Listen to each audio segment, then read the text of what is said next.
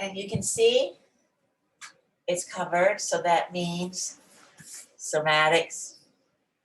And it is in response to, again, some comments about just what was just shared about back pain. It comes and goes. And there is a big, often emotional component with back pain because the psoas. So if you slide your legs out and notice the arch of the low back, that's the pull of the psoas on the spine. We have one on each side of the spine. It connects from T12, sits with the diaphragm, and then L1, 2, 3, 4, 5, and then down through the pelvis and attaches to the upper inner thigh bone. So the psoas, because it's a hip flexor, so if we sit down a lot, it gets tight and short. And it also responds to emotional stuff. That's why sometimes we say that our hips and pelvis area is our emotional junk drawer. It's a little anxiety, a little irritation, a little frustration, a little anger, because the psoas shortens and it pulls on the low back. So let's bend the knees up, placing the feet on the mat.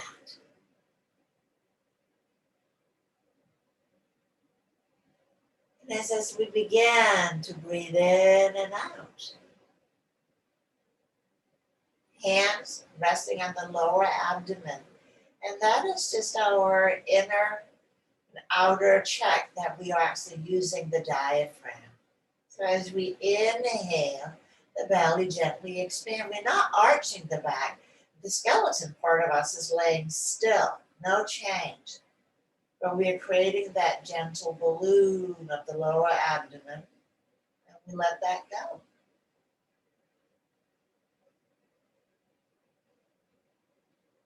Breathing in and out. So because the diaphragm has been taught to me also intersects on T12, thoracic vertebrae number 12. When we breathe in this manner, it's like a parent rocking a baby saying, it's okay. It's all right. Just little and easy, gentle movement on the psoas. So we begin to let it relax. The psoas muscles, massive. They are what helps us stand upright. As you look at, you can take one arm up in front and just look at the size of your wrist. That's the size of your psoas. It has the quality of your tongue more so than your tough cut of meat, if you will. It's very soft, tender. It is your tenderloin. And when they are locked down, the spine says, this doesn't feel good. I'm going to ask you to observe also as you inhale, sensing the breath down into your pelvis. And as you exhale, can you do a gentle pelvic floor contraction? So not a huge, massive event. And then softening again as you inhale. So a very minor bandha, mula bandha, root lock. Pelvic floor is the bottom of the basket. And if there's weakness here, then there is weakness of the spine. Unsteadiness. So again, in breath, soften, out breath, contract. Gently contraction.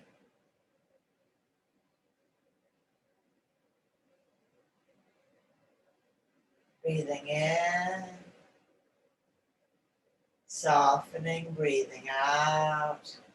And then a little aside, if you suffer from hemorrhoids, the sphincter muscle, this is a Srini mudra in yoga, using the muscles, engaging these muscles as well with the pelvic floor, it can be beneficial 4, to alleviate the discomfort of hemorrhoids. But for the root lung, a little less effort of the sphincter, a little bit more in the center.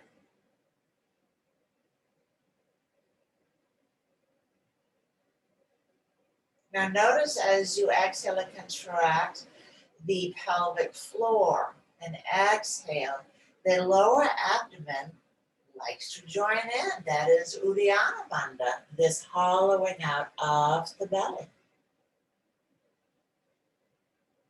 Softening as you inhale. So we still have muscle contraction, but no movement of the skeleton. Gentle contraction. Pelvic floor, lower abdomen. And this gentle work, if there's prolapse, incontinence, this is the work that can be really beneficial. You're moving the parts up rather than having them collapse downward, but in a gentle way, not in a grippy and harsh way. Now let's begin to invite movement with these notions. And inhaling, arcs, contracting the muscles of the low back. And then as you exhale, releasing back to neutral, engage the bandhas gently. We'll take a breath in for nothing, and then exhale, now contracting the bandhas again and flattening the low back. So the low back is now lengthening and then releasing back to neutral. Let's take a breath in and out.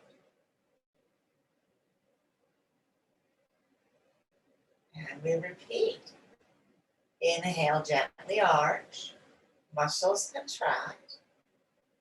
And then exhale, floating back to neutral with a gentle pelvic floor and lower abdomen engagement.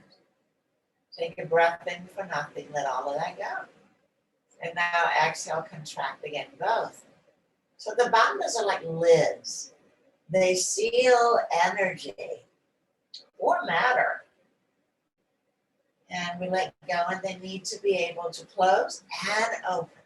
If we are clenching in any muscles, that produces discomfort, additional wear and tear on the body. So tension begets tension. So releasing is going to be the first order of affairs. One more time. Inhale, gently arch, low back contracts. Exhale, relax the muscle of the low back, sensing the bandhas beginning to help out. Take a breath in for nothing. And exhale, now flattening bandhas, belly button to the spine. And slowly release. Sliding the legs out. Pause. And so too much and too little of a good thing is not a good thing, right? Potion and poisons. And therein lies the Kleshic dilemma. Kleshas, that Sutra 2, 3, and 2, 4 particularly talks about these causes of suffering. The first one is ignorance. We don't know. Sometimes we think we know and we act from that, and it turned out, ooh, we didn't know. So we just hold the notion of not knowing. Sounds a little kinder than ignorance. Let's bend up the knees again. And then we'll allow so we can get a little bit more length on the psoas by just simply releasing the right knee out to the side. So it's not a stretch. Once it begins to feel stretchy, we take it up again. Because if there's any imbalance around the hip joints, the psoas is going to have to sort that out in relationship to the spine. So that's why hip tension, hip imbalances, tends to travel up to the back, down to the knees. So as you gently release the knee up and down, sensing that change from release to stretch, that's your cue to lift back up again. So just very gentle brush strokes.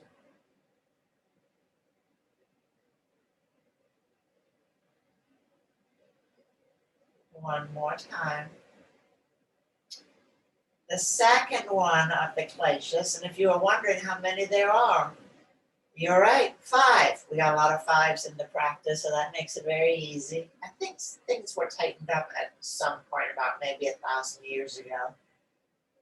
The 5 is a lot easier to remember. So we got ignorance, I don't know. The Buddhists talk about beginner's mind, celebrate beginner's mind, because once we think we know something, we stop being curious. Which is where the ego comes in, the second one, because it says, I know this, I know this. And we can get so convinced that we know that we can't even entertain the notion that we might be wrong. The ego likes to be right. So, cute little saying is, the ego makes a wonderful servant, but a terrible master. Your heart is your master. The Atman, remember the inner core of yourself.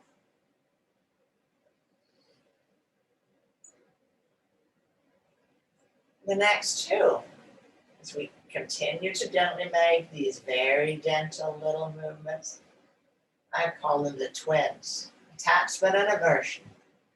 We're either pulling in or pushing away. I want more of this, I don't want any of that. The next time you come up to center, slide the right leg across the left leg or hook it across. Take the arms out to the sides. So this is the outer hip. And your right leg is balanced, so it gently lowers the leg towards the right side and then pulling back up again. So you'll be using your outer hip and obliques, your waist, drawing the knees back up, just gentle, easy movements.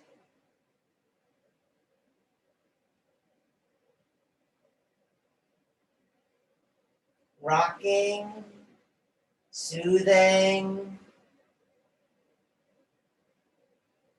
enjoying. You have this mindset that if something enjoyable, it can't be good for you. Well, that's the ego and ignorance. In one fell swoop, another one of Andrew Huberman's great podcasts, how our mindsets determine to a great degree the outcome. So trust me, this is very good for you. Let's switch to the other side. And we continue to the left side. You may find that the head just gently rolls to the left. Again, you're not going for this big stretch. You're sensing when does it turn into a stretch from a release, and then you reactivate the muscle, come back up, slowly releasing the knees down. There is a stretch, I contract, I return up again. So I'm playing right along this edge of release and stretch. That's how I get the muscle tone to change. So attachment and fear, 3 and 4. This leads us to the big one, fear, number 5. fear.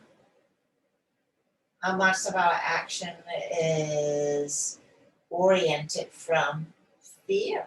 It's the strongest, they say, of all of the kleshas.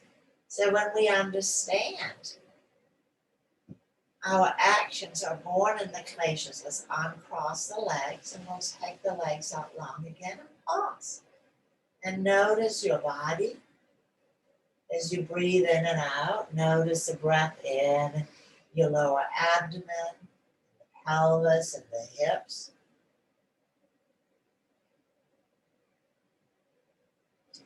And we'll bend out the left leg. We'll take the hands behind the head. Now we're really going to have a chat with the psoas on the right side. So the leg is long, so that means it's not engaged. The left leg helps us maintain stability across the pelvis and the sacrum. Let's inhale, start with an arch. Now exhale, flatten the low back. Lift the right leg 3, maybe 4 inches up. Lift. Curl the head, just the top of the shoulders up. So now we have the psoas and the full contraction. We're going to help it lengthen out by first rolling the head back to the floor, elbows down. And now keep the low back down. Keep the low back down as you slowly lower the leg to the floor. Slowly, once the leg is down, everything lets go. Everything lets go. Belly breathing. The biggest of our fears, so I'll just let the cat right out of the bag. Death. Death. We know it's part of our lives, but we certainly don't like to think about it. So we recoil from it in 1,000 different ways. Let's do this movement one more time. Inhale, arch. And exhale, flat. Lift the leg 2, maybe 3 inches. Lift the head, the top of the shoulder. So the low back is now pressing down. So the abdominis transversus are corralling the psoas. And we're going to roll the head back down. Low back is still down. Reach out through the right leg as you lengthen it down. Lengthen it down. And once down, let go completely. Let's slide the left leg out. And just pause here. Breathing in and out and sense. Does the left side feel different from the right in some way?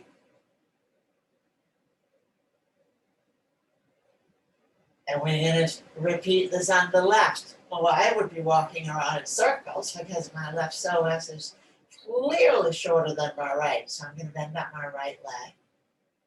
And then inhale, I'm going to arch. Exhale, flat.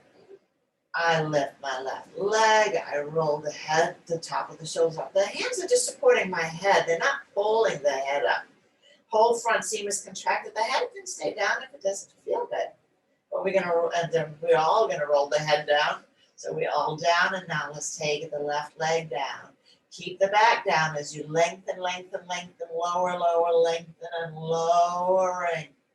And once you have to down, let go of the abdominis transversus, your corset. Belly breath.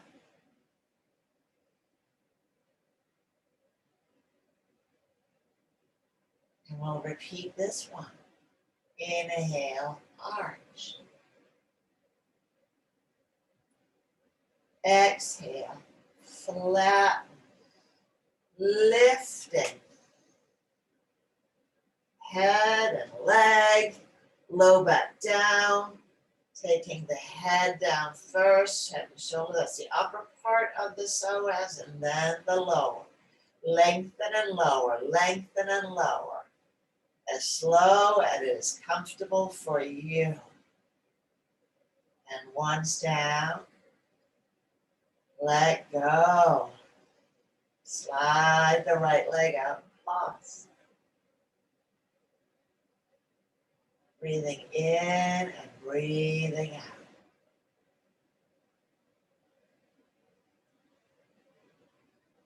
And then from here, we're going to come on over onto our belly. It's like your vitamin shalabhasana. Just as that was it for me. Taking the hands, I'll take both hands down today. And we'll inhale, we'll lift up, just like we did yesterday. Lifting up. We had some head turns yesterday, so you can play with this endlessly. Because the one thing none of us like is boredom. So inhale, lifting up. And we can float the arms out to the sides. Great big airplane. And then as you exhale, we can sink down a little bit, but then we inhale, we lift up again. If this is uncomfortable, then take the arms down lower. You can come down and pause in between. You can do lots of things. Do it one more time, floating upward, catching an upwind, and take the arms down. And we are ready. We'll take the blanket away now because there's a dog coming, and that's really hard on a blanket. Once we got the blanket out of the way, I wore my Cobra Kai shirt today, so we should do a cobra. So let's just return to the belly without further ado. Hands beside the sideways. Today in the cobra, tuck the toes under and press the heels back.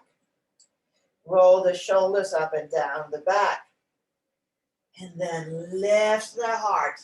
So you're not going to lift as high in this cobra variation as you press back through the legs, press back through the heels, and we lower down.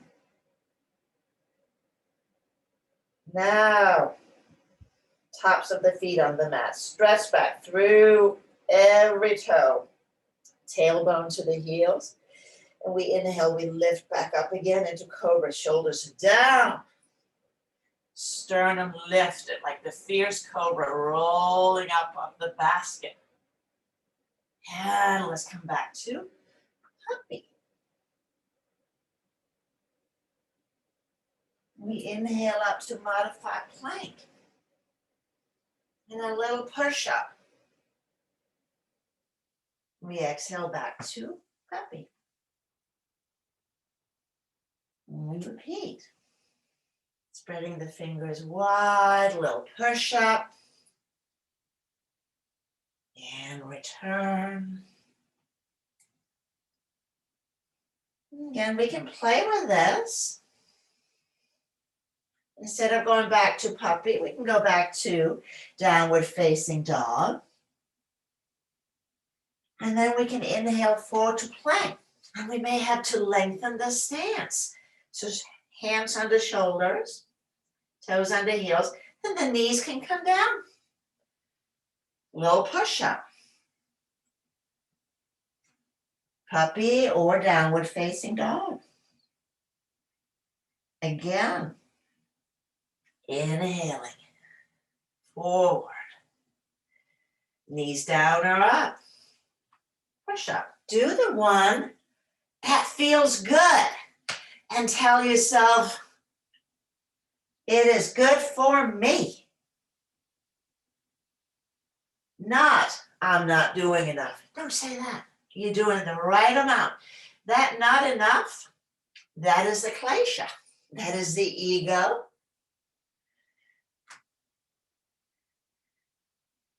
And fear. And ignorance. Because you are doing enough. One more time. Forward to plank. And then let's draw to modified plank. Kick your right leg out to the side. Take the left leg behind. Side plank pose. So it's been a while since we did side plank. We can take left arm to the sky. And we can lift the left leg. And breathe. And take the left leg down. We're just going to swap right onto the other side. Swing the right leg back, left leg back. Take the right leg straight back. Hand to the sky. Lift the leg.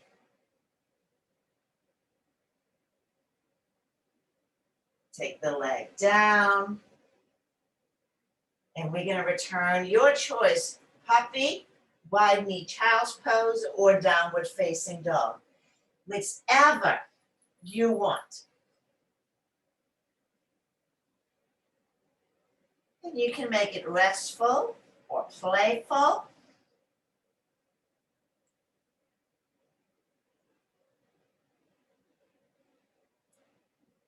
Breathing in, breathing out.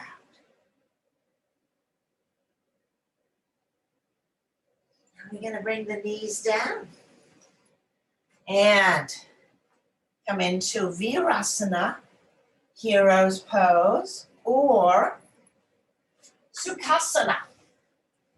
And remember, you can always sit in a chair. Or if sitting in a chair or on the mat is uncomfortable, you can come back and lay on your back again. We take care of ourselves in the practice. We're not here to beat ourselves up. Remember the first tenet of the whole practice, ahimsa, absence of violence. Practicing the 4 Brahma Viharas, kindness, compassion, joy, and equanimity. Those are the counter ones to the Kleshas. The Kleshas, Patanjali says, and this is why they're important, are our karmic seeds. So our actions, if they're born out of the Kleshas, out of fear, grasping, not enough, well, we get a do-over. Karma just means for every action, there's a reaction. It can be in this lifetime, according to the yoga, it can be in the next. Because if we didn't get it all sorted out, we must come back and sort it out. So the yamas are our please and thank yous. They help us to not get all tangled up in the thorns of these kleshas. Because they can really wrap themselves tightly around us. So as you sit, today we'll do Shoni Mudra. So that is a middle finger coming to the thumb. This mudra, I'm going to read it right out so I'll make sure I don't forget anything. It improves intuition, alertness, and sensory powers. It also purifies emotions and thoughts. So it's a very good one to use when we feel that the kleshas are all wrapped around us. So middle finger and thumb. And of course, just an aside from me, we do use that middle finger a lot to share our opinions. So maybe that's why we are quieting it here. I don't know how long the art of waving that around is, but Shuni Mudra, calming the kleshas. So as you sit, breathing in and out, because we know when we do a mudra, it's not like we have to meditate, it doesn't hurt, but we can do our eye movements from the other day also. So remember here, we begin by closing the eyes and take 3 breaths in, holding your inner awareness on yourself, just your inner sensory landscape. And then after the 3rd breath, you'll open your eyes, or still keep your awareness on your body. So that may be your thumb and middle finger touching. 3 breaths. And now switch your focus to something 5-10 feet away, depending on the size of your room.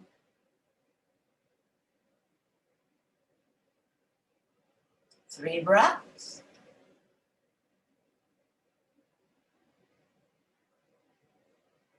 And then stretch your eyes as far as they can go. If you can look out a window to the horizon.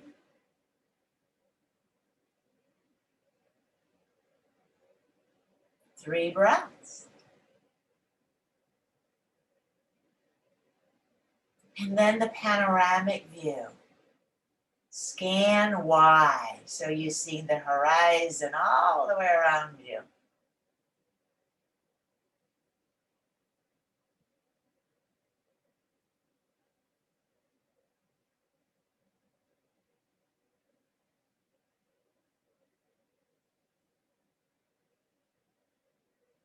And then close your eyes again. Going back in.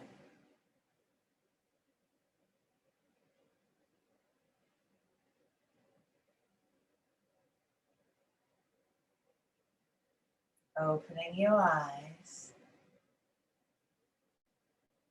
And we'll take the palms together in Jali Mudra.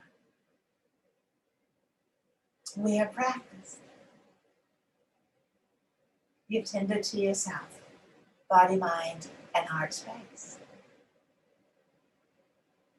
Let's take a deep breath in. We'll close with Om Shanti, Shanti, Shanti. Om Shanti, Shanti, Shanti. Om.